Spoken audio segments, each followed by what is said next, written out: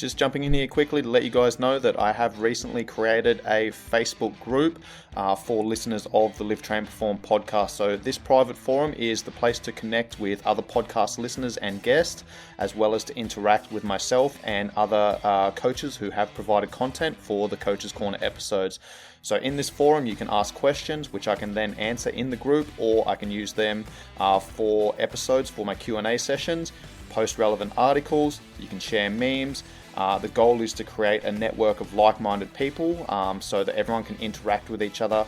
You guys, the listeners, the audience members, can interact with a network of professionals in the fitness industry that have provided good quality content for the podcast. To gain access to this private group, all you need to do is leave me a rating and review. What this does is allows me to bump up the ratings, draw bigger names, bigger guests to the podcast for your listening pleasure. Once you've left a rating and review, take a screenshot of that, send that through to my Instagram at coach_Kobes, Kobes. Once you've done that, go onto Facebook, type in Live Train Perform. That group will come up, request access, answer the 3 questions, and I will grant you access. I am in the process of building out my online business. One of the income streams is going to be from the Facebook forum. So I'm going to be allowing 50 people into that forum for free. After that, it will be paid access only. So get in early, be one of the OGs. Thanks, guys. Much appreciated. Hey guys, welcome to the Live Train Perform podcast. I'm your host, Sean Kober, and joining me today is Joel Smith. Joel's been in the strength and conditioning game for 15 years. He is an author and also a podcast host. Joel, I'm really excited to have you on the podcast, mate. I've been listening to the Just Fly Performance podcast for a number of years now, and I've taken a lot of value from it. So first of all, thank you for putting the content out. And secondly, thank you for coming on my podcast. I appreciate it. Yeah, thanks for having me, Sean. It's great to be here. And these ones on the other side of the globe are always fun. It's morning for me, night for you. So I'm excited for this. Now, how does it feel being on the other side of the microphone? Because you're normally the one that's interviewing other people and asking the questions. How do you feel being on the other side of the mic?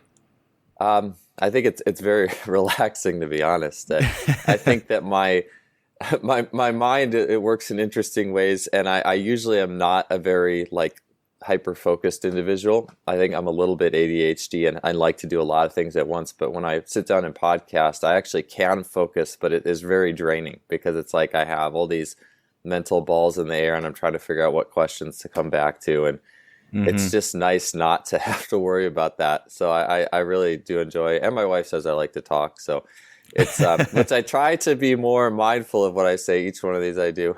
So anyways, yeah, these are great. I really like being on the other side. Awesome, man. I appreciate it. For my listeners that don't know who you are, can you give them a brief introduction to who you are? Keep it fairly short. I'll dive into anything that comes up, and we'll go into a little bit more detail and kind of pick up the ball from wherever you leave it. Yeah, sounds good. So the short version, and I practiced the short version with each one of these. I think the first podcast I was on, someone asked, it might have been like 10 minutes. So long and short of it would be I grew up playing all sorts of sports. Eventually, basketball was a big one, soccer. Eventually settled on track and field, though. Track and field became my coaching route. In the sense that that's what I did as a sport in college, high jump, triple jump, eventually threw the javelin and really, really loved that. Did a little sprinting, wasn't quite as fast as I was, I guess, athletic in the jumping and throwing elements. But I eventually, in college, I was like, oh, well, I want to do something with athletes. And well, strength and conditioning is a job, so I'm going to do that. But I get to grad school for applied sports sciences or performance, and they're kind of like, well, you have to pick. You have to be a strength coach or a track coach. You can't really do both, which is not true, by the way. But they wanted me to kind of make my decision to be one or the other. So I chose track, and I coached track in the college ranks here for 6 years. And then it was time for a transition. So it wasn't my choice, but I was then reached out to at the end of my time coaching track by a Division I or bigger university here to do strength and conditioning.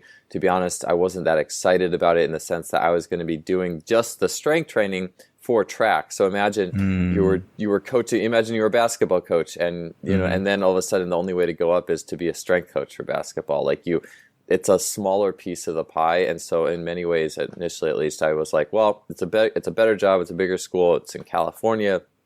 And that actually journey of just strength and conditioning or human performance really took me on an important leg in my coaching journey that I wouldn't have got otherwise. There was a lot of I think just mental and emotional and psychological ways that I was approaching coaching that weren't healthy, that getting to more of the core of it all in strength and conditioning, if you want to call it that, was really important for me personally.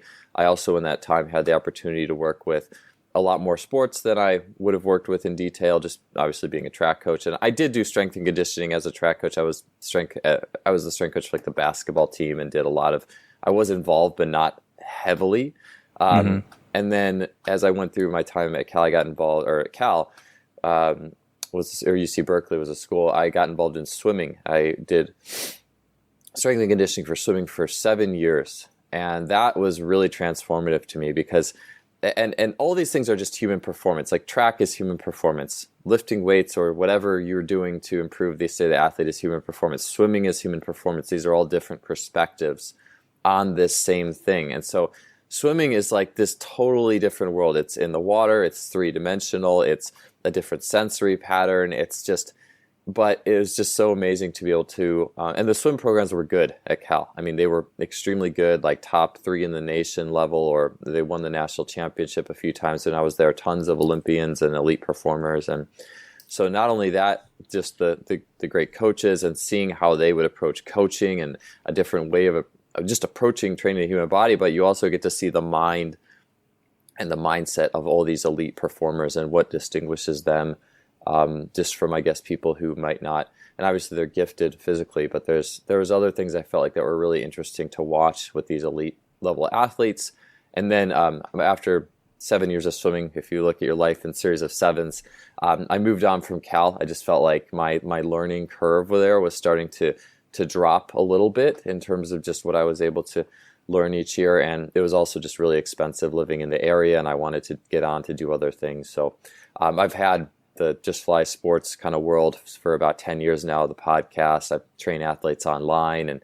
And so I had an opportunity to go live somewhere more affordable and settle down closer to home, closer to family. So here I am in Ohio. I train athletes in the Cincinnati area and online and run the Just Fly Performance podcast. And it's been a really fun journey so far, and here I am. So I probably took a little longer than I meant to, but that encapsulates as much as the important details as I think I can state there.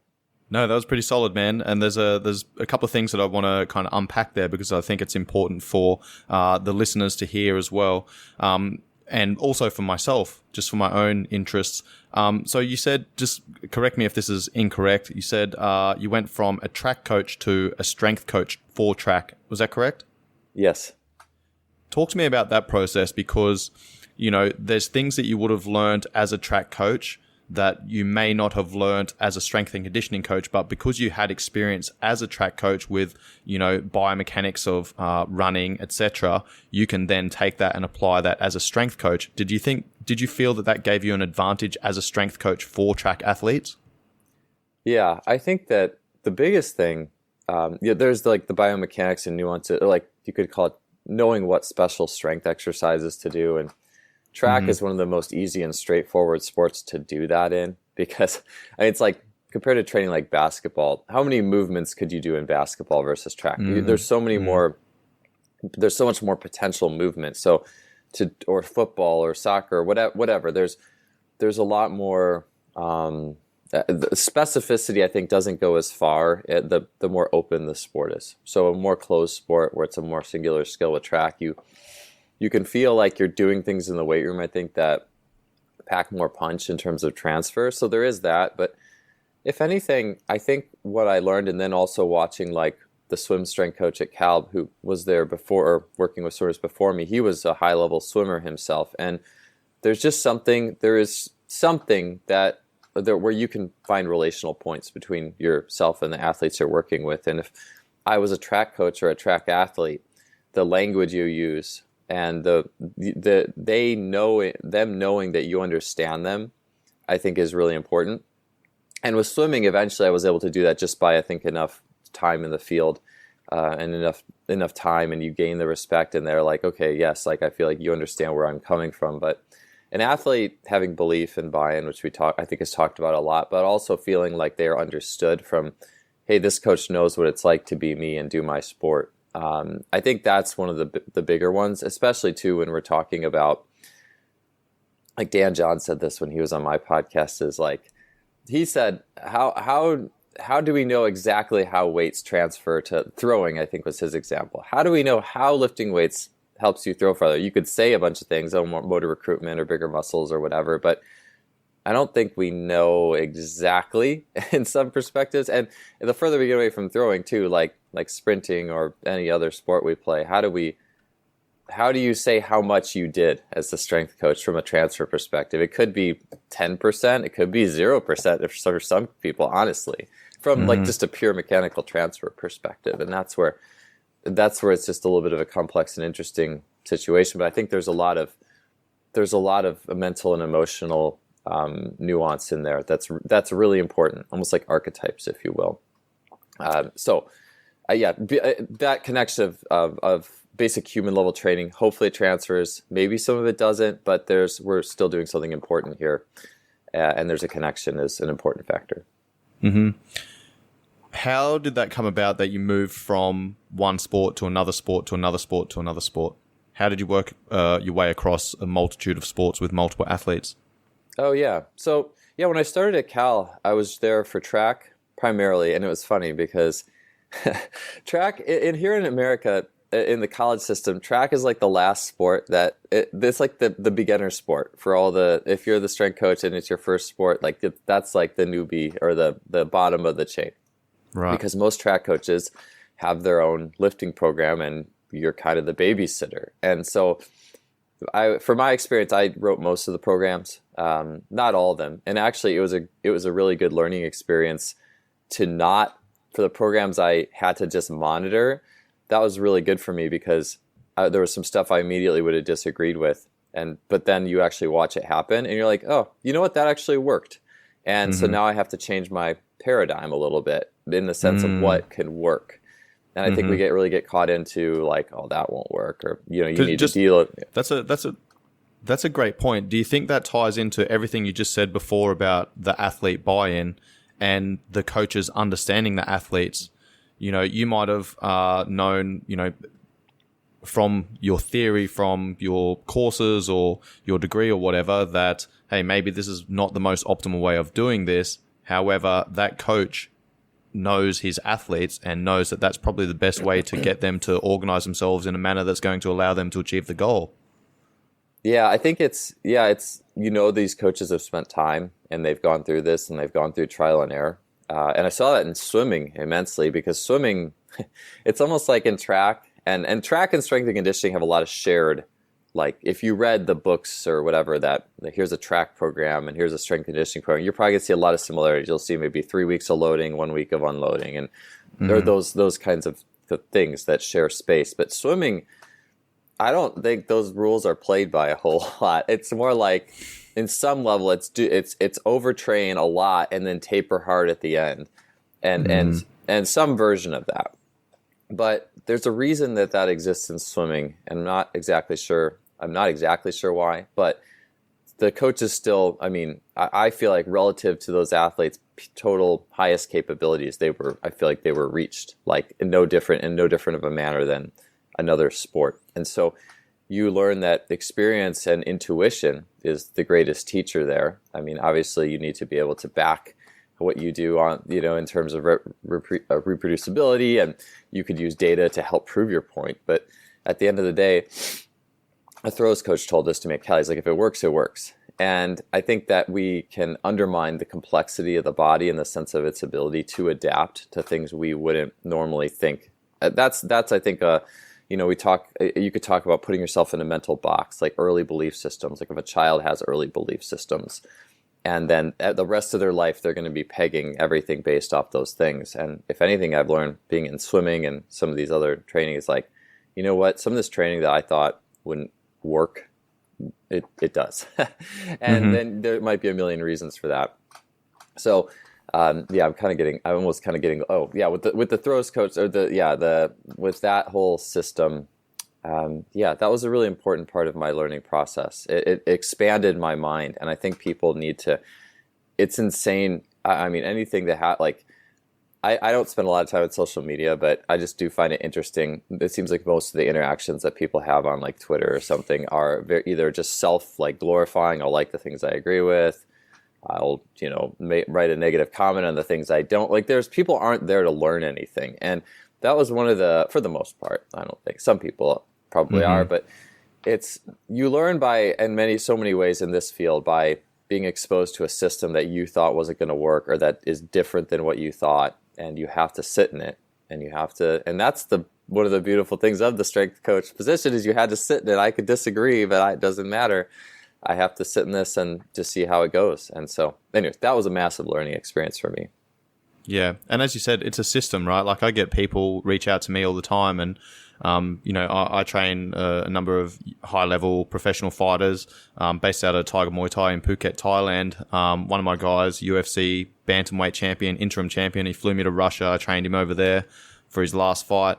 And, I had people reaching out to me and saying, hey, man, can I come and, shadow you for a week or come and watch some of your training sessions and blah, blah, blah. And I'm like, absolutely not. I'm like, it's not anything against you at all, but it's like if you come to one session, that's like you picking up a book at page 100 and just going, oh, here's the answer right here. And it's like, you've got no context whatsoever. Like, I've gone through a 10-week periodized program to get him to this point right now prior to, going through the acute weight loss phase before we step into the cage in 2 weeks time, So I think context matters. And I think, having that system in place, the system's very important, and we'll dive into periodization in a moment, but before we go into that, I want to go back to, your journey going across a number of different sports, transitioning from sport to sport, working with multiple athletes, because a question that I do get asked a lot by my followers and listeners is, how do I get into the strength and conditioning space? How do I start working with professional athletes? Because, a lot of trainers, when they first start out, that's their goal, is to work with professional athletes, and, maybe 1 or 2% of people actually make it there. So I can tell my story about how I got there, and I have done a number of times on the podcast, but I'd like to hear your story, and if you have any recommendations for people listening. Oh yeah. And sorry, I didn't mention some of the other sports. So it was track, it was tennis. So I worked with tennis, and I worked with tennis all 8 years at Cal. Actually, that was a massive, massive learning experience too, because tennis players are so different than, I mean, so many of them, you would come across them in the gym, and the strength coach will say, oh, they just don't want to work hard and make this brand of them. But then go watch them play and everything lights up. And so the question is, how do you create some of those situations in the weight room for them? Anyways, trained water polo, women's swimming as well. Eventually, I stopped track to do more of the aquatic type work. So that was my experience there. But with the professional thing, I mean, it is funny. Like everyone, like even the interns that came into Cal, you say, what do you want to do? Oh, I want to do this. I want to work in college. And it's like, why do you want to work in college? Is it because, in here, it's a full-time job. You get health benefits. You get paid, not extremely well, at least not in some positions you can get paid well, but generally for the amount of time you're going to put into this, you're not going to. So it's, and I feel like people just say that because they don't know anything else. Like all people know here who want to get into strength and conditioning. I'm sure it's different in different parts of the world, but they're like, well, this is the full-time job. This is the carrot at the end of the stick. So that's what I want to do. Maybe other places, maybe the pro athletes, that's more the secure. Yeah, I just think safety and security drives us very hard. And I guess for a good reason, But I just say, and I've had the opportunity to work with professional swimmers, and some very good track athletes as well. But in working with the swimming individuals that I did, people who won Olympic gold medals, set world records, I learned more from them than I think they took from me. These are people who are so at the top of their game in a sport that's they're built for the sport. And my job is not to mess them up. Some of them, we could have probably spent 20 minutes in the weight room a week, and I think they would have been okay. In fact, actually, that's what I wanted. I almost, towards the end, almost felt like they were spending too much time in the weight room for relative to what they needed. But I mean, that was great, but it's not like, I think sometimes it's like we want to work with those people because we feel like more validated. Oh yeah, I'm a good strength coach because I work with a pro athlete. I'll tell you what, there's a lot of coaches who work with pro level athletes who probably aren't. I mean, I don't. Those athletes are going to be elite no matter who works with them. Like it's not like even the coach in some respects. Like a lot of those people, the way their mind works, they are going to win. Like it's just they're wired to be successful, and I think it's very common in sports performance to take credit for the individuals who did so well, and then the people don't do well. I'm not going to take credit for that. You know, it's like in the marketing perspective of it, it's just like it's very rampant to do that. And I will say I know individuals who are amazing physical preparation coaches who I do believe have a good impact, a good strong impact on the individuals they train. But I just think it's very easy to take credit for something that you don't know how much you necessarily did. Anyways, that's all I said. We're a piece of the puzzle, man. We're a piece of the puzzle. I mean, as a strength and conditioning coach, I'm working for pro fighters. I'm working alongside their striking coaches. Boxing, kickboxing, Muay Thai, wrestling, Brazilian Jiu-Jitsu, blah blah, nutritionists. Managers. I'm one piece of the puzzle. So. I totally understand exactly where you're coming from, man. And, it is very difficult to quantify how much you contribute to your athletes. Yeah. But the good athletes, they have the right team around them. They pick the right people and they put them in the right positions. And most, even individual sports, man, there's a lot of team mentality, there's a lot of team components to it. Again, having the right people in the right positions to then guide that athlete. Yeah, and I think especially on that level, from my understanding, it's as much, if not more, of who you are than the exact specs of your training battery. Yes. How that you make that individual feel is probably the number one thing that matters in that relationship. And, your training, and I say this too because I'm a type of person who takes a lot of, I'm processing through this, but I get a lot of validation personally, or I think I prop myself up on being not quote unquote knowledgeable and knowing different training modalities. And I find that you can present yourself as that to an individual, an athlete, but that might not be what they need. They might just need someone to ask them how their day was, to emotionally identify with them, or to draw things out of them mentally and emotionally when there's a tough place in the workout that someone else couldn't. There's just different layers to this, and ultimately it's how did you make that individual feel, and everything else is kind of a tool on that journey to how did you make them feel, how did you make them feel valued. And I think that's really important. And if you frame it that way, I think when people say I just want to work with pros, maybe they would think about it a little differently. It's so much, I like the quote, it's like you don't get what you want in life, you get who you are, and who you are kind of attracts you to some of those things. And so ultimately, if you want to work with those athletes, I think a lot of it's a journey into yourself. And I'll say the pros I've worked with, they work with me because they had to, basically. Like I was there, I was a strength coach, you have to work with me. Sorry. And I mean, we had a great relationship, the pros and we did. But it wasn't like, I'm not like, I'm not like, I don't have like my facility and these pros are like drawn to my facility. You know what I'm saying? It wasn't that situation. So I'd say these are the things that I'm working on that I've seen in my relationship with these types of athletes that I think is really important. That is, as I try to grow myself as a coach, that I think is more and more valuable that people don't talk about enough. Yeah, man, you made a really good point there about the coach-athlete relationship, and we'll come back to this in a moment, but you just reminded me of, when I did fly to Russia and train Peter Yan for his fight camp to fight against Aljamain Sterling for the UFC bantamweight title. Aljamain pulled out of that fight. Corey Sandhagen stepped in. I went to Dubai with the guys. They all spoke Russian, man. I was in Russia with a Russian team. I was the only one that spoke English, so that was challenging to be able to communicate with them. But that was a relationship that we'd built over, 3.5 years of working together since my guy signed a contract with the UFC and made his debut. So he flew me to Russia. I went over to Dubai with them. A week before the fight, his manager flew over, who I also work with at Tiger Muay Thai. Kazakh guy who speaks 5 languages. One of my friends called me on the phone and was like, hey, whereabouts are you sitting in the crowd? And I'm like, I don't know. So I talked to his manager and I said, hey, Sayat, where am I sitting? And he goes, dude, you're in the corner. I'm like, what? And he goes, yeah, you're in the corner. I'm like, what the fuck am I in the corner for? Like, he's got these other guys, these training partners, his other coaches that, you know, in my mind should be in the corner because they're going to contribute more. So I'm like, why am I in the corner? And he goes, he just wants you in the corner because he wants your presence. You know, and like I went and spoke to him and I was like, what's the deal? What do you want me to do? And my guy just goes, coach, you control situation. That's it. I don't need you to do anything. And his manager said, he just wants you in the corner because of your presence, man. You don't need to say anything. You don't need to do anything. He just wants you there. So, you know, I think that's a great point that you made about the coach athlete relationship.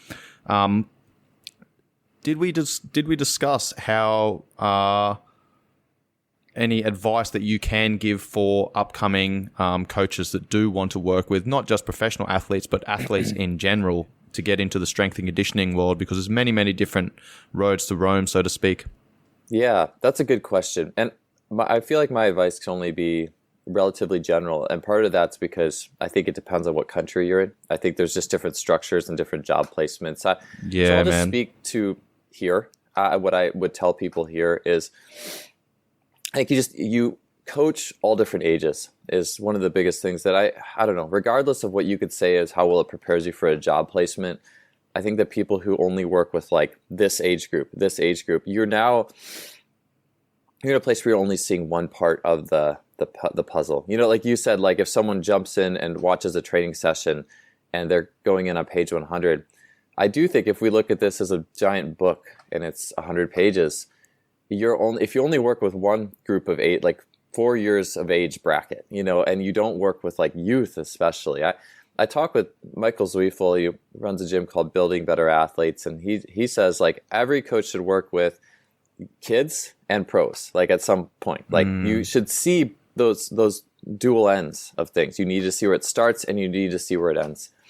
And I've talked with Jeremy Frisch about this and others one of the things that has been really meaningful to me is I've started to have the opportunity to coach my daughter's 5 and started to get into some sports. And, you know, I'm trying not to be the overbearing dad, but I coached her soccer team last fall. And it was one of the best athletic experiences that I've gone through because it's just pure fun. It's how much fun can we have? It's pure joy. And the thing is too, is you see these kids running around and playing, and you already can see in many cases who has the potential to be good later. And it has nothing to do at this point with strength or any of those qualities. You start to see all the little qualities that are the seeds to be good later.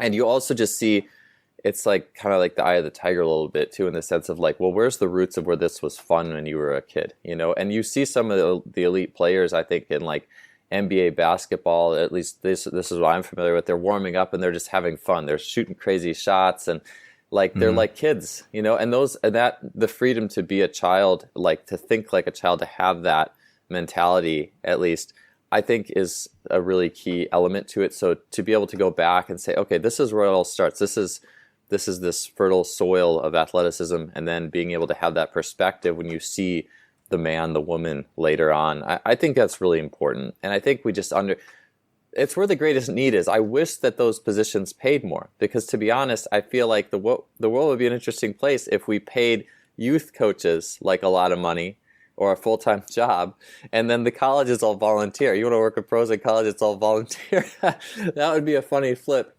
But to be honest, I almost feel like the sports world would be a better place if that was the case, because I see there's a lot of it's just not like there's always need for volunteers on that level. And there's the need for education. I mean, man, I've seen so many terrible like training programs on like the middle school, high school level. And again, it's not all about the coaching, but like it just would be nice if there was more education and just more like energy put into that end of things. And so many kids quit too. Like it's Stephen Kotler, a flow expert, was on my podcast talking about quit rates, and it's like we don't develop a love for movement early. It's just like this, always this like kind of system you work through. And anyways, I just think that's kind of a different direction. It's almost like a little tirade that has nothing to do with professional, how will I get paid and get a job. I'm just saying work with youth, and we need more people to spend time with youth. And even if it's just, a couple seasons training kids on some level. I also spent 7 years in club track working with like 9 to 14-year-olds. And that was, for track, that was really interesting too, seeing how do kids learn to move with no coaching. And honestly, some of these 10-year-olds sprint better than their 18-year-old counterparts. And then the coach actually kind of messes them up. And so that was an interesting... I'm just saying from a pure skills perspective, because I do think your skills is what makes you, and to be able to command attention in a young group. Like you got kids going every which way. There's something to that too that I do think sometimes almost for the college sector, and it's not, this is important, but you almost have to put on this I'm the strength coach and I'm, listen to me. And again, you need to be, you've got to create a presence. Yeah, but yes, exactly. But I do think being able to also cultivate presence with kids, it's almost like it's the least intimidating place to do that. And it's also one where it's like, look, if kids are starting to lose attention, it's because you're not doing something that's interesting to them. And we don't credit that enough, because I think once you got kids in college and you're their paid strength coach, they have to do what you say, but it doesn't mean they're engaged. And keeping people engaged is a skill, and doing things that's meaningful is a skill. And then coaches will complain and say, oh, the athletes, they just don't want to work hard. They're not bought in. Well, do things that are meaningful for them, And so anyways, I think that youth experience can really help you to understand what is meaningful. I spent time at Rafe Kelly's Return to the Source, which is like a parkour and human movement type retreat. And that was also just really helpful in understanding and thinking about the meaning behind things. I'm not saying the whole training program has to be just fun and games. There's challenges that should exist, but it does change perspective. So my general advice is be willing to work with anybody. And the other thing too is if you want to get somewhere, you need to be willing to intern and work for free and be very proactive with that. And it needs to be on the level of obsessiveness, to be honest, if that's who you truly want to work with. 100%, man. No, I want to discuss what the system is like in the US, because I don't know too much about the system over there, and I assume that my journey into strength and conditioning has been completely different to yours. So let's talk about your journey of what you did after. Did you go to university, got a degree, went intern somewhere? Talk to me about that process. How did you end up working with these kids or coaching them through track? Yeah, so my experience getting into strength and conditioning was almost totally backwards. So I can get into that. I'm like the 0.1% in how I actually got into strength coaching. Track coaching was interesting. I just think it's just so silly. I went to college for 4 years, kind of didn't know what I was going to do. Then I did exercise science, and to be honest, didn't really learn anything that I actually used in coaching. And then I was like, all right, well, I'm going to go to grad school to improve my chances. And I still kind of don't know exactly what I'm going to do. So 2 years in grad school. So I've gone to college for 6 years, basically. And I'm applying for jobs and not getting any, no interviews, not hearing back. I mean, applying for everything. To be honest, some of those jobs were certainly out of my reach or range. Looking back, I was like, I had no chance at that one. But some of them I think I might have. And it was a summer I was actually relatively depressed because I wasn't here I am. I've gone to college for 6 years. This is something I'm just so passionate about. And I had even back then, if anyone's familiar with my writing, I started writing on these sports topics when I was really 22, a blog for this site called Track Shark. And then I started writing my own blog on sports performance at 23. And so I'm this is something that I have been passionate about my whole life. And I have 6 years of college, and I was coaching for 2 years, volunteer at the college. So it was a good university. So I'm like, all right, I got some experience, and I should at least get an interview, and just nothing. And I was working to make ends meet. I was working valet parking at a hospital, making nothing. And I was starting to get just kind of burned out from doing the same thing over and over again at that job. So here I am, basically minimum wage job, can't get an interview for coaching. And then it was crazy. I basically had packed it in. I was just going to try to volunteer another year and I guess park cars for a living. And then I found out that the coaches who were there at the school were trying to I was getting paid like, I don't know, $400 to coach. It was like a weird situation where there's a lot of split between a lot of different coaches on a low level. Volunteer, very low level. And they were trying to kind of give my event coaching to someone else. There was a lot of internal politics, and they were going to give my events to someone else. So here I was going to be without even a college place to coach on a volunteer basis. And so then I was like, oh man, oh shit, I better go back and look for some jobs again. And I literally, like, this job popped up that was right near a school, right near where I applied, or right where I went to college. And I was like, oh, that'd be awesome if I could get that assistant coach. It seemed my level of job, applied for it. It turned out it was the very last day I could possibly have applied. And I ended up getting it partially because the coach remembered me. I was a good high jumper, and so he remembered who I was. And it's just funny because it's like, in this industry, it's not like your resume. It's just little things that stand out and people remember who you were. And that was like, I remember that was one of the most joyful moments of my life, because here I go from, and honestly, I told myself too, if I can't make it in the coaching industry, maybe I'll just get my PhD in biomechanics or something. And I'm so glad that go back to school again. Oh yeah, because that's what you do when you don't know what you're going to do. You just keep going through school. And it's weird to think of what would have happened if I would have ended up doing that. I think I would have been miserable, because it's just that type of thing is too constricting for me. You have to play by all the rules of research, and there's only so, I mean, not to diss any researchers or anything like that. It's just my brain doesn't really work like that. I have a really hard time with all those details and that consistency through the research process. Some people are very wired for that. It's not my strength. I think I would have been miserable. So yeah, so that got me into the college track, and I was like kind of the strength coach for the school as well. I didn't get paid for it, but it was at least a start. I was coaching athletes, and but then I started the Just Fly Sports website 3 years into that, and that actually is what led me to getting the bridge to the Division I, that bigger step up, which is, gotcha. It's rare to step up from the low Division III here to Division I, because it's just not that it's like Division III coaches aren't any better. It's just the same class. It's a caste system or a class system, and it's like, oh, you're D3, so you probably aren't very good, or something, whatever opinion, thoughts. So gotcha. I got very fortunate twice.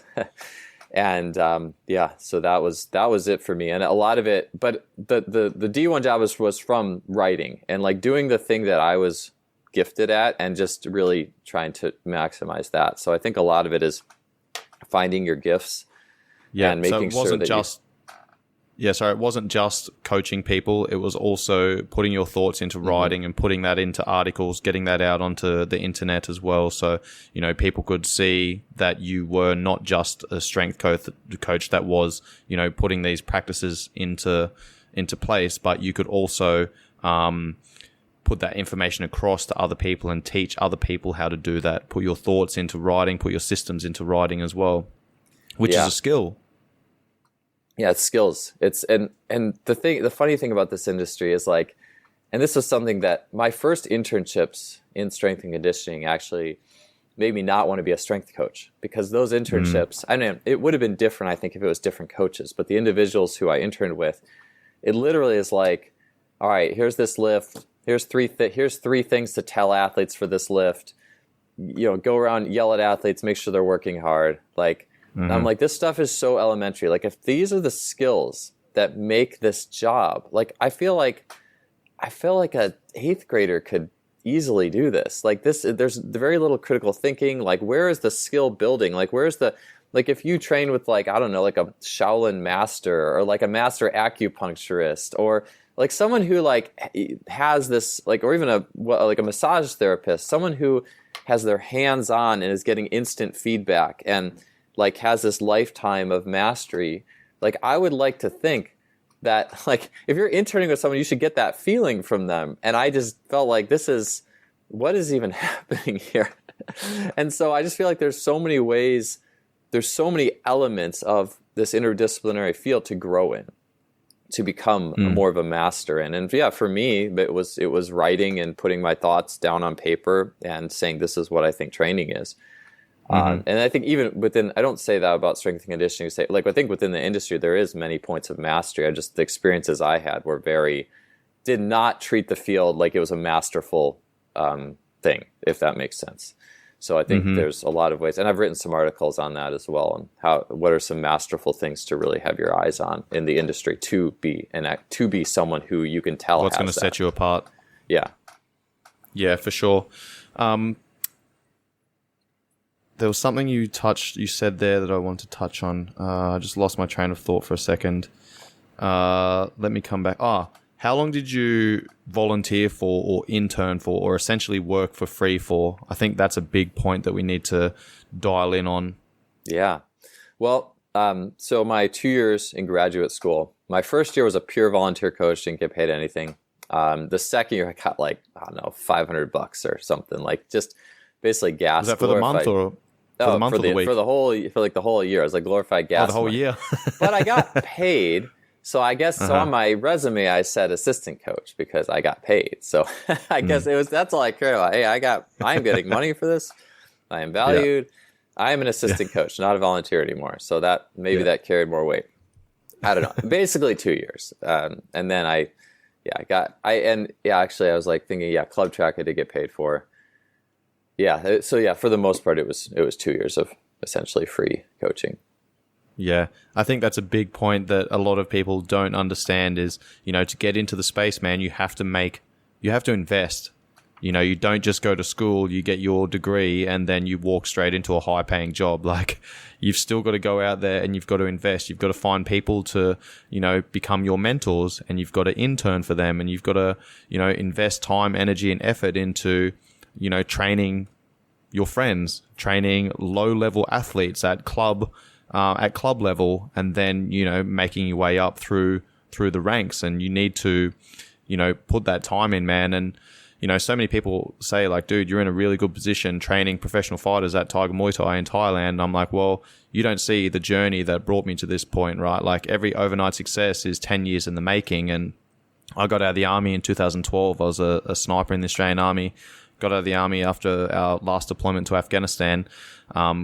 Did my personal training course, did my strength and conditioning course, did a number of other courses over the years, and my goal was always to work with professional athletes. And I was living down in Tasmania in Australia, small island state down the bottom of Australia, and I wasn't getting those opportunities to work with athletes. And I was putting myself in positions where I was training my rugby team, and I was training hockey players and other athletes and things like that, at a low level, at a club level. And I left a relationship with a girl that I loved and cared about to move to Thailand to put myself in a position to work with, to intern at this gym, work there for free so that I could put myself in a position to take any opportunities that came up. So, I did that. I got lucky. I was there at the right place at the right time. I ended up, ex-military, very professional, punctual, was always where I was supposed to be doing what I was supposed to be doing.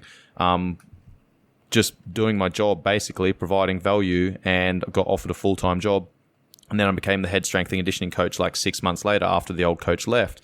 And, I knew what I was doing in terms of strength and conditioning, but I hadn't been able to apply that with professional athletes and with mixed martial arts fighters. So I had to, go up to these fighters and be like, hey man, do you have a strength and conditioning coach? Can I train you for free? Let's go through this program. And it was years and years and years of doing that, man, before, I got to this position where I'm at now. And that's a big point that I think a lot of people don't understand is like, you need to be willing to work for free. You need to be willing to put yourself in these positions that is going to show your worth, is going to show your value before anyone even takes you seriously, because, you need to build those systems out. You need to have proof of concept that these athletes that you have worked with for years, you have been able to get them results. You have been able to contribute to their success. You have been able to contribute to their journey as well, along with the other coaches. Yeah. Yeah. That obsessiveness towards like, I will get this job and I'll do whatever it takes. I will say too, though, I think there is an important element of like being willing to pivot in the sense of like here, like if I was doing it all over again here in the United States, I don't know that for me in my position, like I don't know, it's easy to say, but I don't know if I would directly try to be like a college strength coach here just because I don't know, like just, I think there's there is, I would just say also have a dose of like a willing opportunity to look at other things that maybe you didn't. I think it's definitely awesome to say, I want to do this, work with these athletes. I think some people, and I say that, I guess, from the perspective of, I felt like a lot of interns that came across at Cal were a little disillusioned. And I only say that in the sense that it's like they just expected to go get this job. And a lot of them needed to spend a lot more time doing really good where they were at before they got that job. And I think that fits with I'm not trying to like divert from what you were saying, but it's like, you need to be really good with where you're at. Like if you're a volunteer, you need to be the best damn volunteer. If you're going to be a personal trainer, like, and you want to eventually work in college or whatever, but like, you should be killing it at what you're doing right now. And that's the thing, is I saw a lot of people who were not. Like, it's just, they had the perspective of, I'm here, I'm going to be a volunteer assistant here at this university, I'm going to have this on my resume, it's going to get me to the next level. And I just don't think it works like that. Like, wherever you are, whoever you're working with, I believe that you cannot reach the next level until there's a certain level of gratitude for what you're doing right now and competence on that level. Like, and I think even for me, like at Wisconsin LaCrosse grad school, like I was really grateful just to be basically volunteering or getting paid $500 a year to be working with those athletes. And I was really shaken up when I was going to get that opportunity to work for free taken away from me, because I really valued it. I put a lot of time and effort into that, and I wanted to do the best I could. And the interns who did make it out of Cal were the ones who had that mentality. They had a huge ownership of what they were doing. There was like whatever I'm doing now, I'm going to be the best I can at it, no matter what it is. And I think that even if, again, I could go back to like, even if it was coaching like youth sports, like be the best at that. Be the best 5-year-old soccer coach. Like I remember my 3-year-old son did this like soccer thing, and thank God it's not actually soccer. It's just like physical education with some soccer balls thrown in. They do a good job here in the city. But I saw this across the field. There's this coach who is like just killing it. Like he probably has like a background in improvisational acting. Like he's just making this training come alive for these 3-year-olds. They're having a blast. Like they're having so much fun. And it's like that's someone who, he's not getting paid. None of us are getting paid for this. And he's just like fully investing himself with the group in front of him where he's at, making this come alive for these kids. Like no matter what you do, you should have that mentality. Be the best at where you're at. Be totally grateful for where you're at, because I don't think that you can really level up until you fully appreciate what you're doing right now. And it might actually change where you think you should go too. And I think that's something to be open to, because that's what's happened with me. I used to think, and I only say that because I used to think I wanted to be a Division I track coach. Like that was my goal. Like be the best track jumps coach. Like that was always my goal. And now I'm sitting back here at age 38 and I'm like, that wasn't your thing. That wasn't what you were meant to do. And that's fine. I have no problem with not being like, the best college jumps coach or something. That's fine. But I mean, goals are important, but I think, gratitude and being good, like mastering where you are now is really important too. Yeah. And I love what you said about showing perseverance as well. Sometimes it is going to take time to invest in the position that you're currently at to, get really good at it before you then are able to take that step to the next level. And, that's where a lot of people go wrong, I believe, is they believe that they deserve more than where they're currently at. So they get disillusioned, they get disheartened. They've been grinding for a year and they're not where they want to be. So they just give it up and they throw the towel in, where sometimes you need to graft for, 3, 4, 5 years before you can, and be really good at what you're doing over that time before you can take that next step. From here, mate, I want to transition to, let's talk about the force velocity curve and then why you wrote your book Speed Strength, and I'm sure that's going to tie in together. So what is speed strength? Where does that sit on the force velocity curve, and why did you write that book? Yeah, so speed strength was when I like to like almost write books when chapters close sometimes. When I was coaching, doing strength and conditioning for track, I had just finished writing a book called Vertical Ignition, which was like when I started Just Fly Sports, I was like, I was like, I'm gonna write a vertical jump book and make $1 million.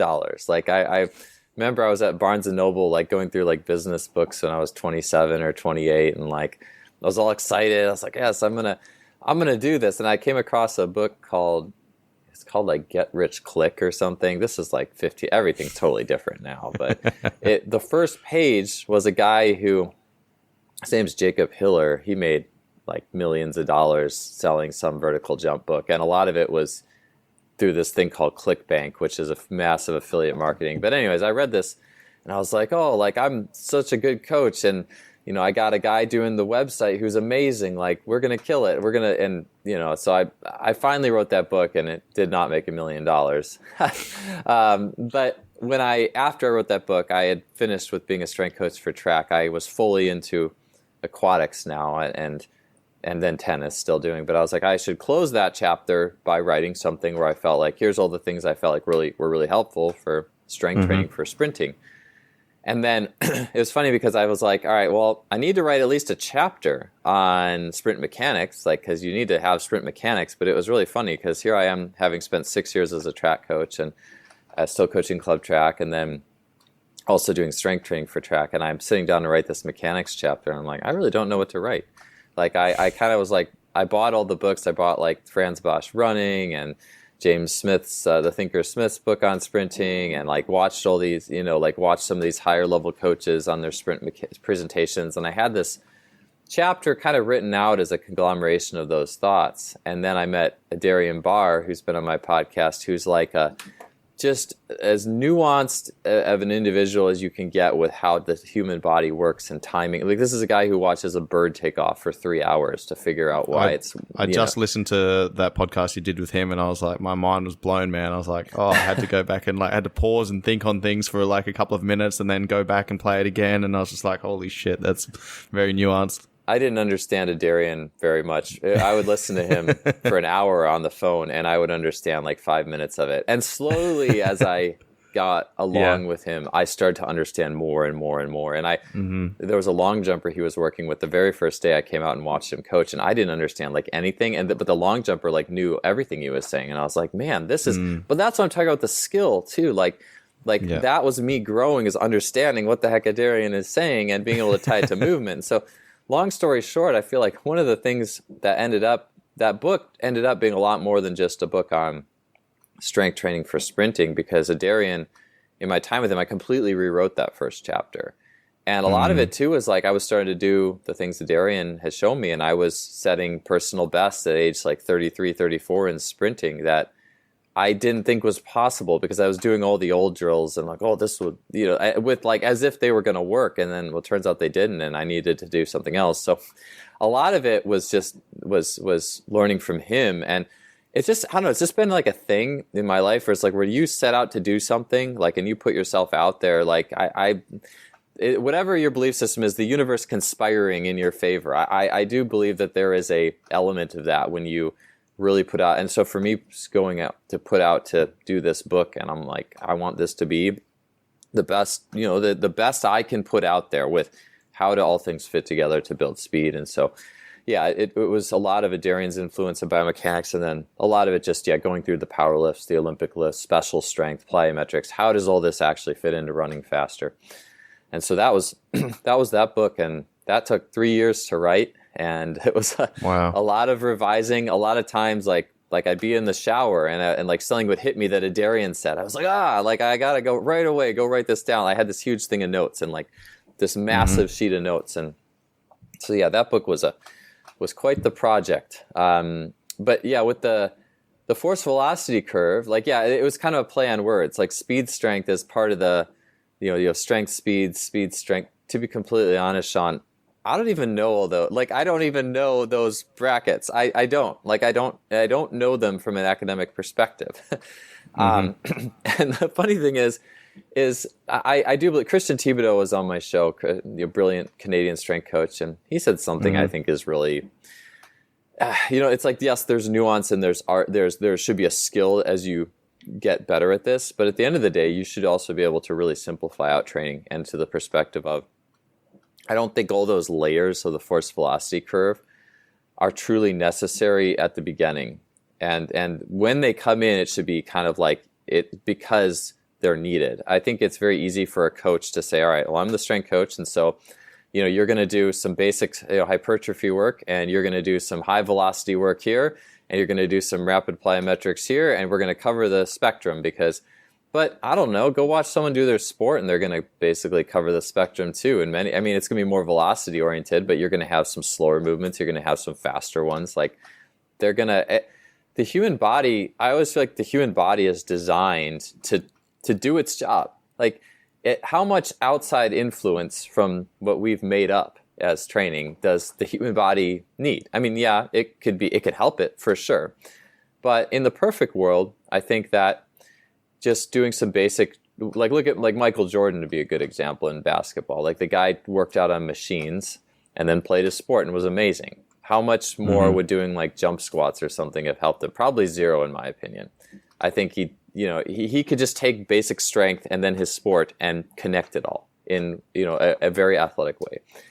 And so I think the starting point really is just that it's doing your sport insanely well. So having a great movement competency, having the mental and emotional abilities, skill, exposure to different sports, all that stuff. And then basic strength, on the other hand, doesn't have to be anything fancy.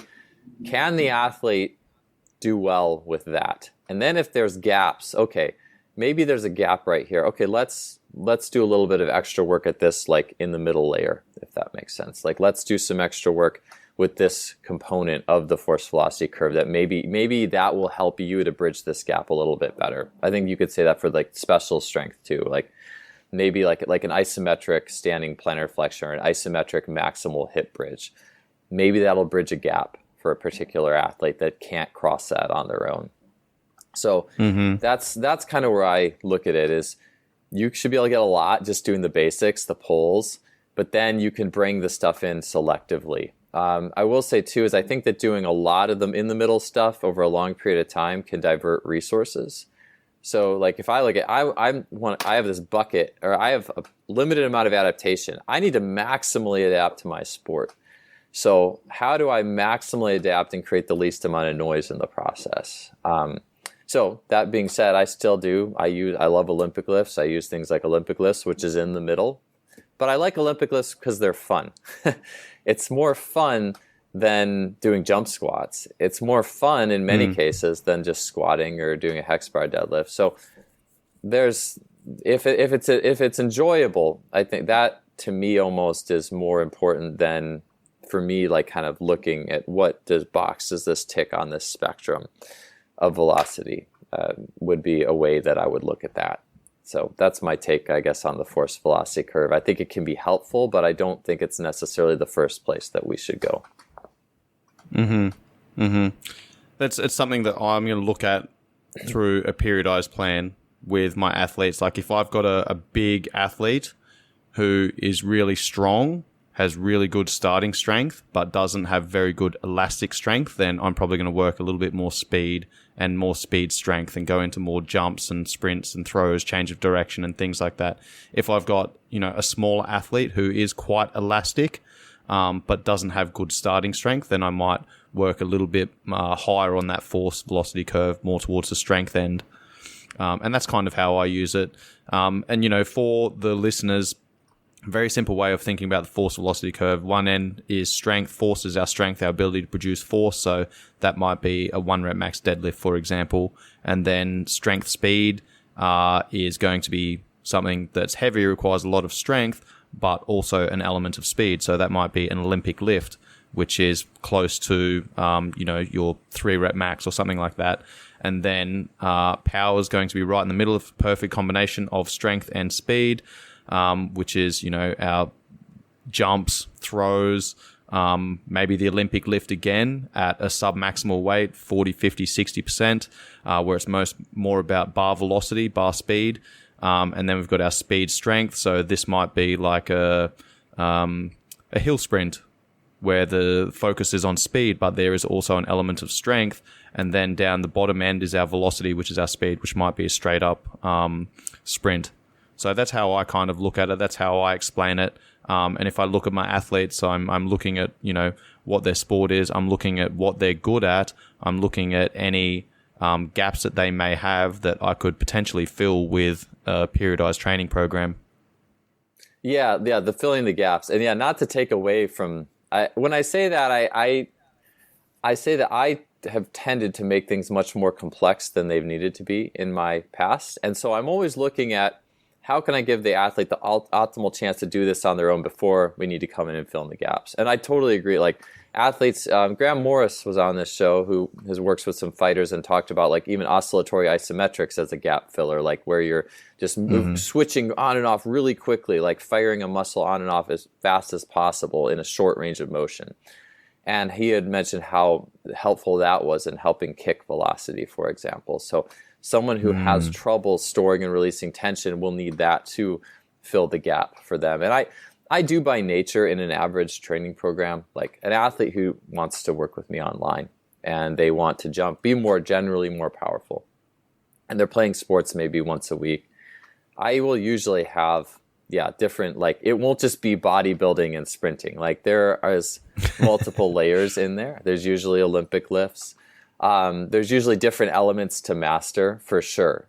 So I'll just say that I think that like how that's changed for me. And I love like French contrast, complex training with layers in it, like where you're doing a heavy lift, a heavy jump, like then a quick lift and then a fast jump. Like that stuff gets results so fast. I mean, if you want to get powerful, that will get you powerful real fast.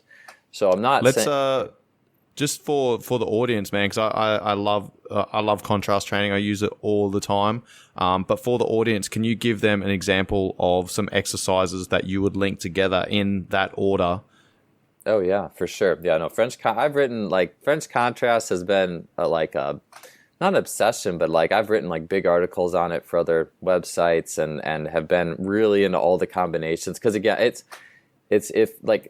Again, Michael Jordan probably didn't need that because he was a beast. He could make that transfer over, like, or Zion Williamson or any person who's just, or Usain Bolt, anyone who's elite from that speed power perspective, they can make the jump.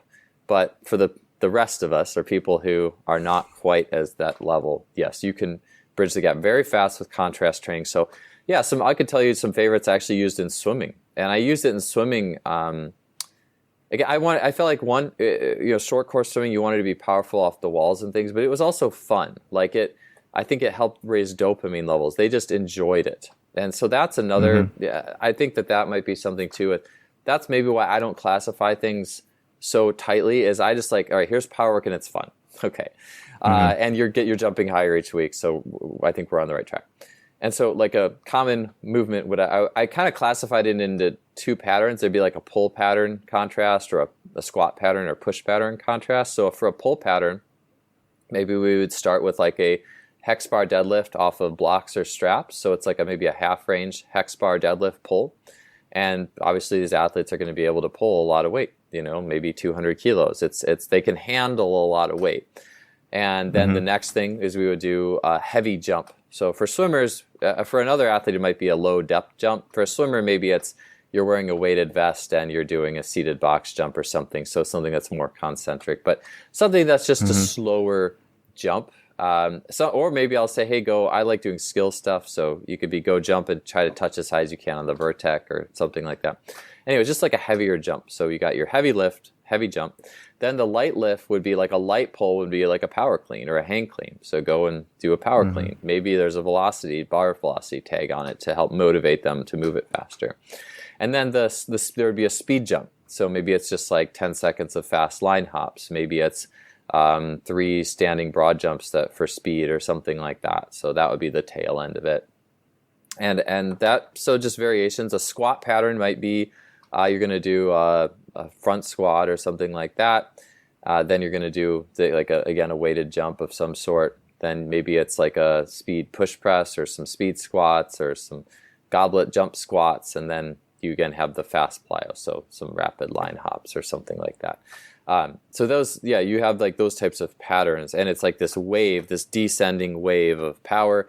And we would usually go through that When I first started, we would do 3 or 4 rounds of that. But as I went on, and this is again where I'm looking at the dosage of this stuff.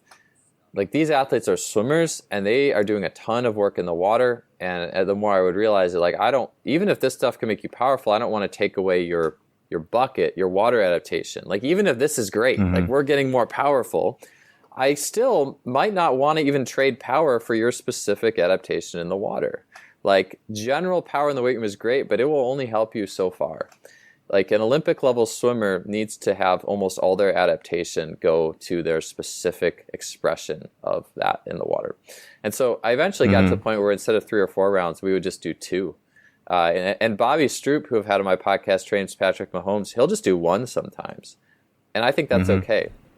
So we would do 2 in the fall, in the off season, and then I would let them do 3 when they were going to peak. So it's almost like just to treat it as a potentiation. And that seemed to be the best split, rather than like, oh, we're going to build the base, which you want a base of your sport, you know, I don't know, on some level. I mean, yeah, you want some other movements in there, but for the most part, your base, if you're a swimmer, is more swimming and then you'll taper. Like, so I don't think your base should be a bunch of stuff that's not your sport. We just want to use this to give you more power here and there, you know, or more dopamine release, or, you know, more neural excitation. So I would treat the progression that way. Actually, it worked better in my opinion. So that would be a way that I tended to use it for that population.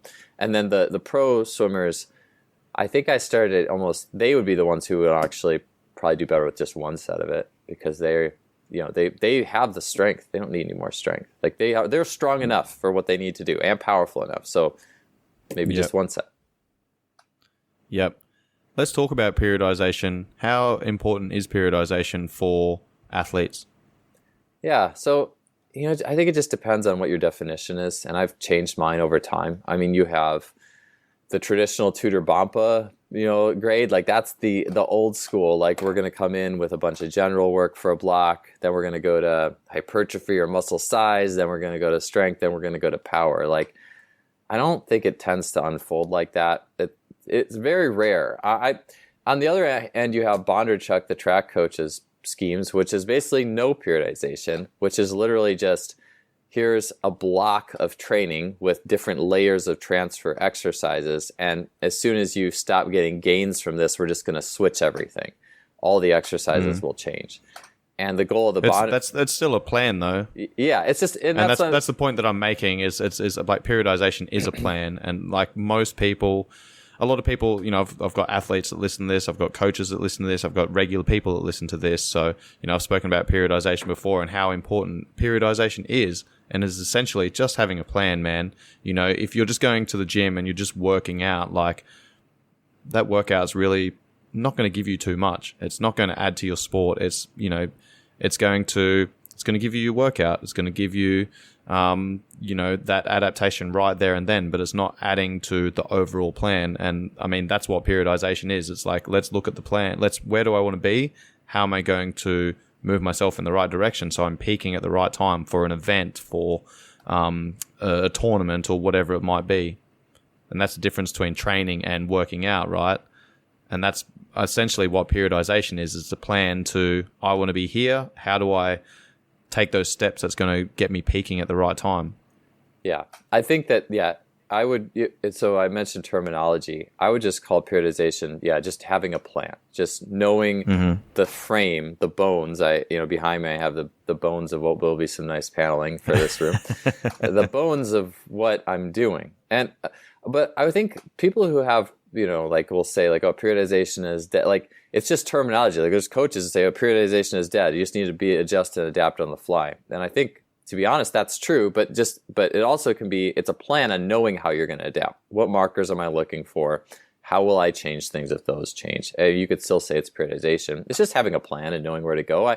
I think the problem exists in periodization when actually the plan supersedes what is happening right now here in this training session, like just pure human grade training. And so I just think that if people have, I think when we say you need to have a plan, or we talk about periodization, we look at the average gym goer who literally has no, like, maybe they'll go do some bench, they'll go do some curls, they'll go do a few squats. Like, they just look like they're lost.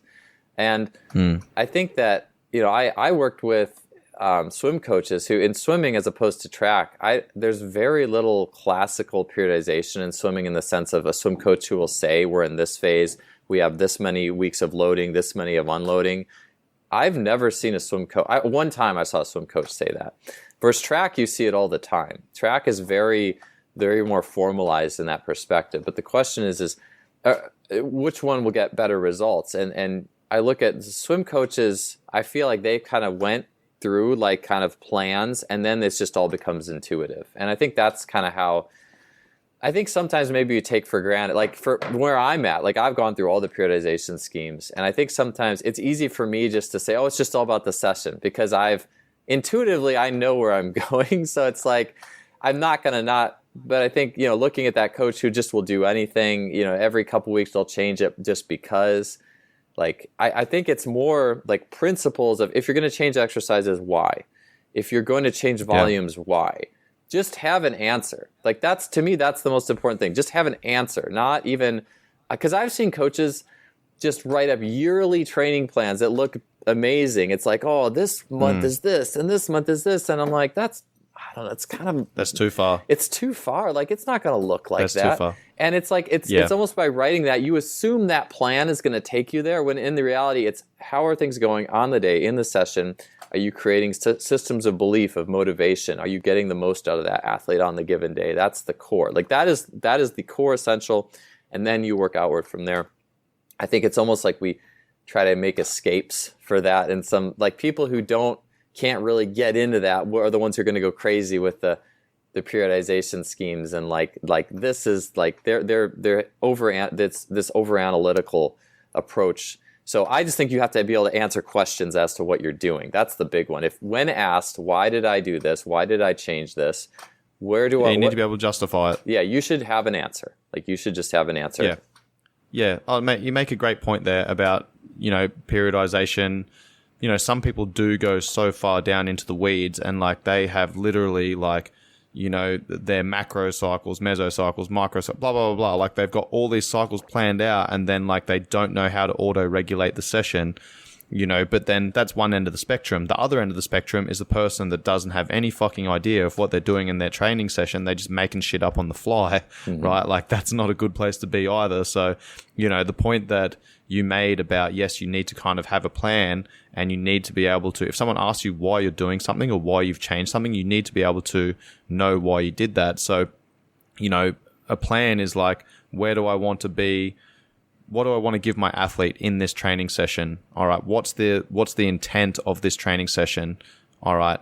The intent of this training session is we're going to work on strength and stability, and then we're going to finish with a little bit of aerobic conditioning. All right, cool. That's going to then determine what exercises I'm going to choose, the order that I'm going to put them in, the sets, the reps, the weights, the rest periods, the intensities, the volume, blah, blah, blah, blah.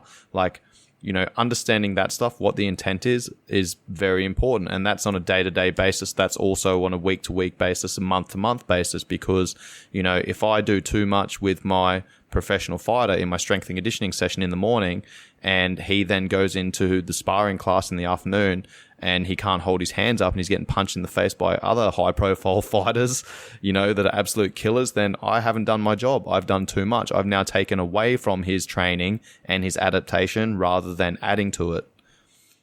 Yeah. Just knowing, and that's part of the plan too. If you're a strength coach, you can't live on the island of, well, here's my plan, and then you're not even looking at, and this is the sad thing though, is in a lot of sports here in the United States, like, if I was to ask a sport coach at a university, hey, what's your weekly plan? What's your monthly plan? What does this generally look like?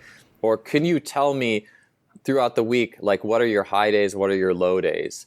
They can't tell you. Everything is just kind of medium. There's literally nothing. And so then you're like, well, I guess I'll just do my own plan.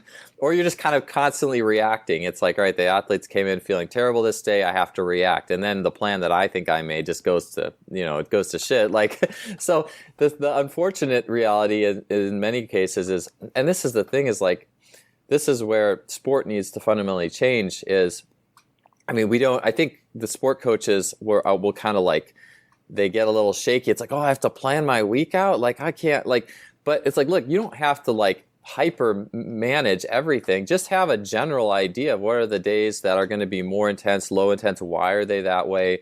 It's going to help you. Yep. Like, it doesn't mean you have to like completely change everything you're doing. You just have to like and this is why I feel like I'm writing this book on strength and conditioning for swimming right now. I've kind of closed the chapter on some degree. I do still work with swimming online right now, but like I'm writing. I want to make it clear in the book. Like, if you coach swimming, you should know how to coach strength and conditioning. You should know how to do strength training, because this is just human adaptation. And how did so many sport coaches get to?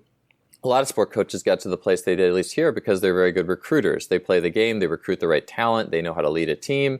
That's awesome. Those are some things that I'm not that great at. But they got there without ever really, at least a lot of them didn't really study how humans adapt. And so then it's like, how does the strength coach work with that? I just feel like we all need to have these basic principles that we can work together off of. And I've had that conversation with a few coaches on my own podcast. So I think that relationship of the sport coach to the physical preparation coach is a really important one. Yeah, absolutely, man. And I'm in a very good position where I'm at the gym that I'm working at. Like, I've got a good relationship with the skills coaches. So, I'm in constant conversation with them going, and I'll sit down with my athletes and say, all right, we're going to push you to boxing. We're going to do PT boxing sessions 3 times a week. Then you're going to go to kickboxing class here. You can do strength and conditioning 3 times a week. You can do mixed martial arts here. You can do Brazilian jiu-jitsu here. And we're literally planning out the week. And we're like, all right, let's follow this for a couple of weeks. The intent or the purpose of this training block is going to be, get your strength and conditioning up. Let's start managing your weight. Let's start dropping a little bit of body fat. Build those skills, because, as a fighter, you already know how to fight. So we don't need to invest more time and energy into that. You've been doing that all year round anyway. Let's take a couple of weeks where we really focus on the strength and conditioning, teach you how to organize your body in a manner that's going to allow you to produce the most amount of force possible with the least amount of movement, allow that to transfer through the chain, carry that through to your skill-based sessions. Now you've got a more explosive athlete with better endurance that's able to, organize themselves in a better manner to be able to adapt to those skills that their skills coach want. Let's do that for a couple of weeks, and then we transfer. So I'm talking to the coaches saying, hey, I'm going to push him hard this day. This is going to be a high day. You need to do a low day in the afternoon. I'm going to do a moderate day in the morning. You need to do moderate or high in the afternoon. Okay. And then maybe I do a lower intensity day. You do a higher intensity day in the afternoon. If I know he's got MMA sparring on Friday afternoon and I've got him in the morning, I'm not pushing him hard. I'm giving him enough. I'm giving him enough of the adaptation or enough of the stimulus we need for the desired adaptation, but not so much I'm now taking away from that training session in the afternoon. And I think that communication between the coaches has to be there, man. And they have to have that base level understanding of, stimulus, recovery, adaptation. Yeah, for sure. That's really cool that you're able to communicate on that level. I think that would be an ideal. I just think that, and I'm not too familiar with fighting, but I think that it sounds like that's a really positive situation. I know it's a little bit of a struggle for a lot of coaches with sport here, so with those types of training loads. So it's great you're able to do that. Yeah, thanks, man. I think it's interesting, speaking to different coaches in different parts of the world, and the systems that they have in place, and the channels that they go through to get to where they're at. And I definitely seem to be in a unique situation. You can probably say the same thing for yourself as well. Talking to many coaches from around the world for your podcast. Yeah, it's interesting to hear. I mean, it's all the different perspectives on sport. The more you know, and that's one of the beauties, I think, of being a strength coach, is you get to, although you're maybe not super specific to what you're working with, you can really collect some of the nuances of all these different forms of activity, and it's a really cool dynamic. Yeah. Mate, let's start wrapping up the episode. Is there any resources that you can recommend for people listening back home? Podcasts, audio books, texts or courses or anything like that have really shaped your career, that have stuck in your mind that you use as kind of one of your favorite references? Yeah. Someone else asked me the book question on a recent podcast. It's funny because I actually had no idea what to answer. Because I don't read as many strength and conditioning books as I used to. And I think part of it is because, running the podcast, have a lot of information too. And so it's like just doing that and taking the notes is kind of like a book in every week. And so I think too with books, it's very easy to read, especially in this like hyper competitive industry. People will brag how many books they read, and it's so easy to do that and not actually intake information. I've heard it said when you learned it and you used it, then you could kind of say you've read it. And I think the books that embody that the most for me, it would be Easy Strength is a book that I've gone back to a few times with rereading with Dan, John, and Pavel. That one is like a standard. It could replace college courses. It's brilliant. It's like it's block one. In so many ways. So that was a really good one. There's a book called The Greatest Sports Training Book Ever, which I don't even know who wrote it. It's very esoteric. It's and you can't get it. You can't buy it anymore. If you want it, you can email me because I have a copy that I don't mind sending electronically because it is no longer for sale and the author is anonymous. So that book, wow. I don't know, people surmise that Jay Schrader or someone in that camp wrote it, but that book is brilliant on another level. Like it's advanced reading, but if you've been coaching and just seeing how people adapt, I think for a while it makes all the sense in the world. And I don't coach athletes to a T like the programs say, but it also just kind of using it as a guideline. I think like Easy Strength is the basic, the bread and butter that you need to be familiar with. And there is some advanced stuff in Easy Strength, but then if you want to get more advanced and look at things on more, I guess, the neurological level, that book is awesome. It probably doesn't help me to mention it because you can't buy it. You can like email me to get it. I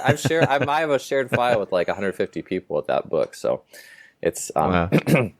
So there's that one. And I will say, like, if I was going to give a book that's more like, I don't know, like I feel like it's also on the other end because we just want to read like just like not database, but like here's give me some like sets and reps and principles of training. But then on the other end of the spectrum, like what I would say, like the wild human, like training the human being.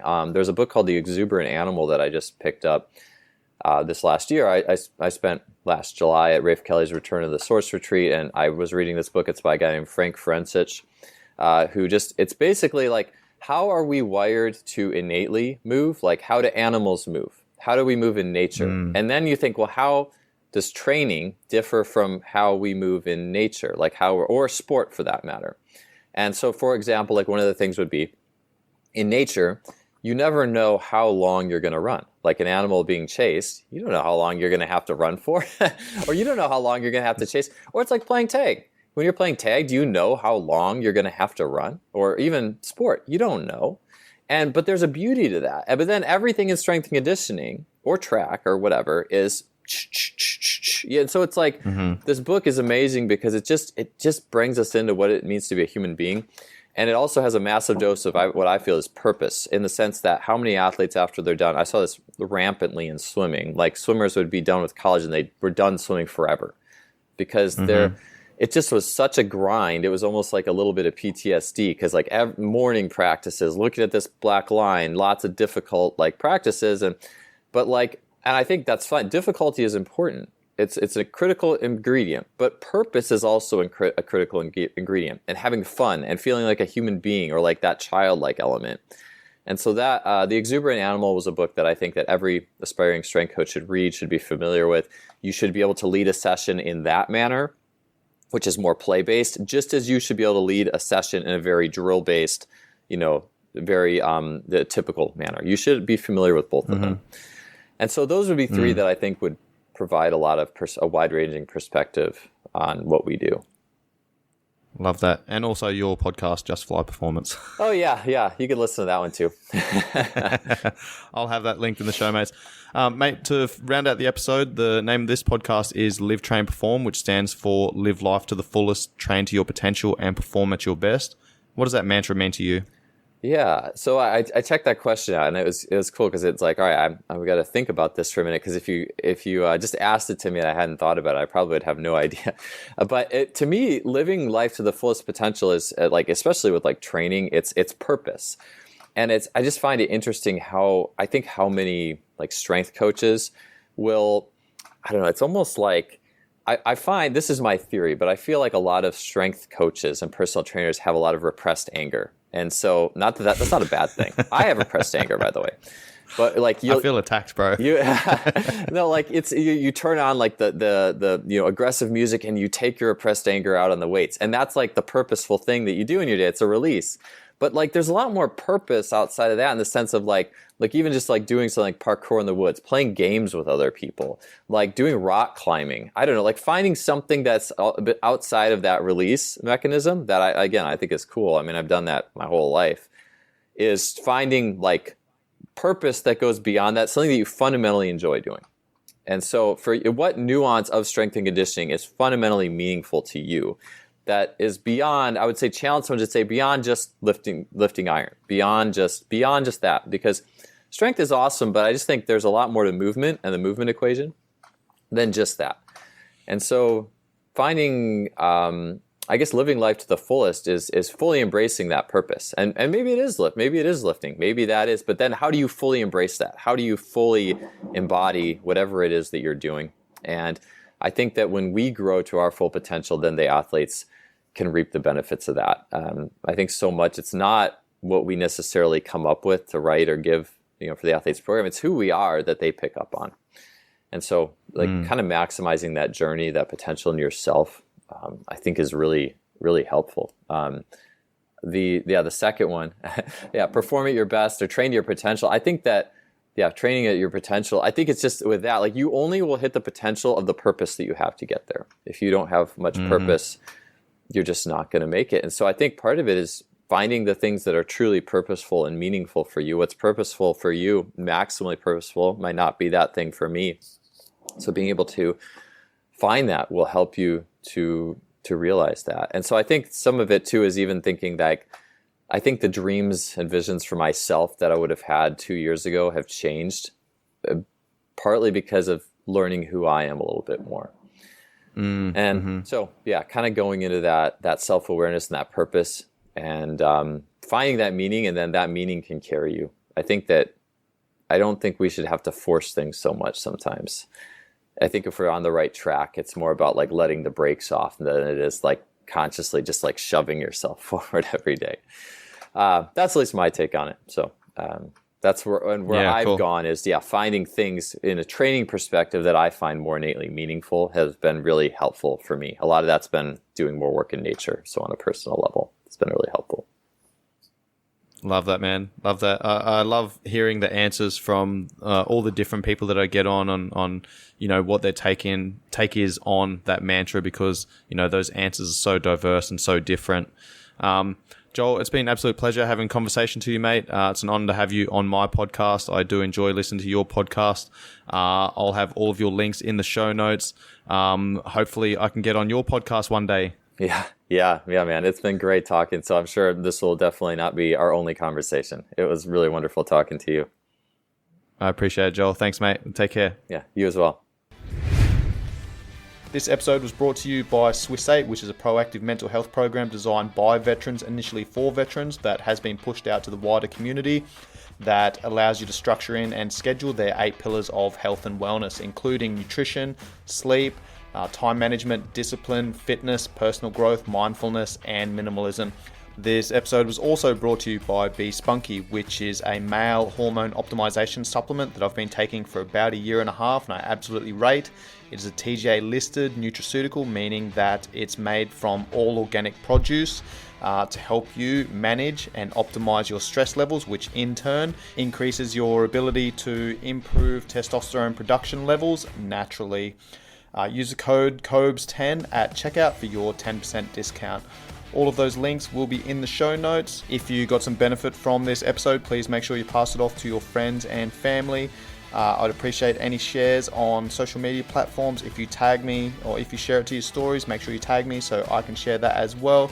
Any 5-star ratings and reviews are much appreciated. Much love, guys. Peace.